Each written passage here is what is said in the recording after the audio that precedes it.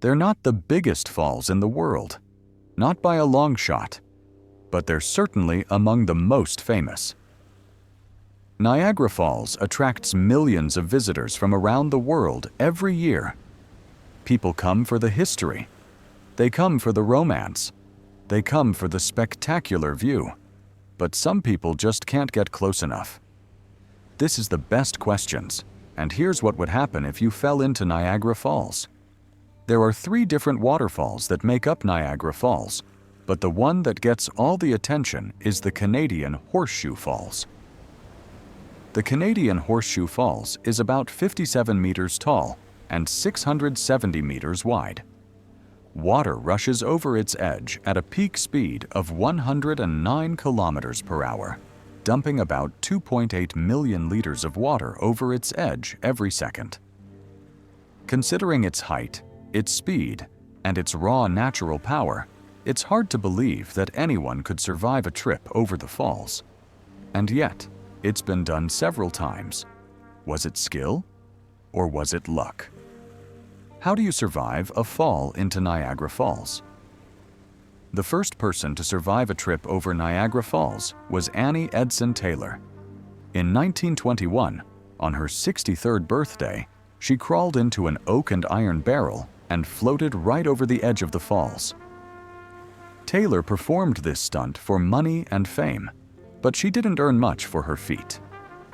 Nonetheless, daredevils seeking to follow in her footsteps were not deterred.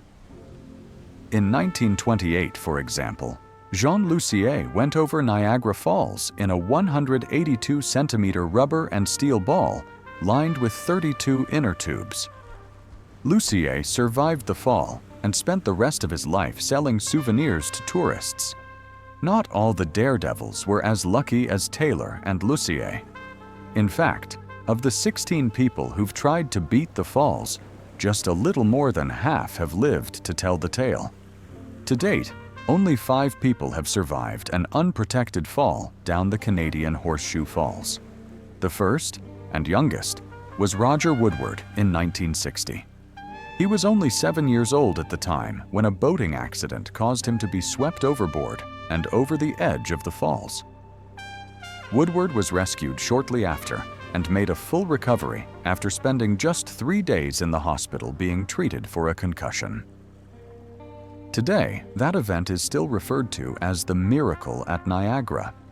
Most rescuers and experts at Niagara consider unprotected survival stories to be blind luck.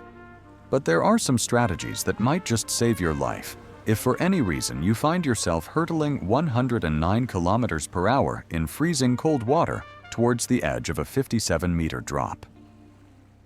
The first thing you need to remember just before you go over is to take a really deep breath.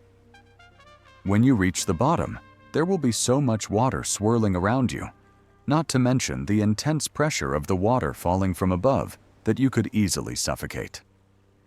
So taking a big gulp of air before your fall could buy you some time. You'll also want to take precautions to protect your head. If you can, orient yourself so that you fall feet first. Then, you'll want to wrap your arms around your head with your elbows over your nose and clench your eyes and mouth shut as tightly as possible. In fact, you should tense up all your muscles and bring your legs together before impact, making your body as watertight as possible.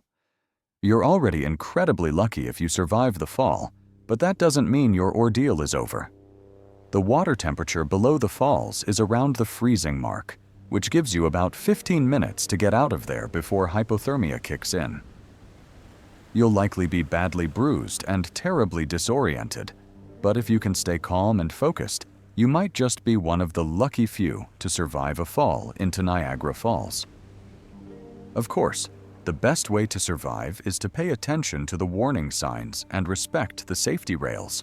After all, the falls are huge. Do you really need to risk your life to get a closer look?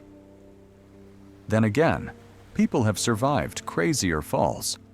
Can you believe anyone could survive falling out of an airplane? Well, that's a story for another The Best Questions.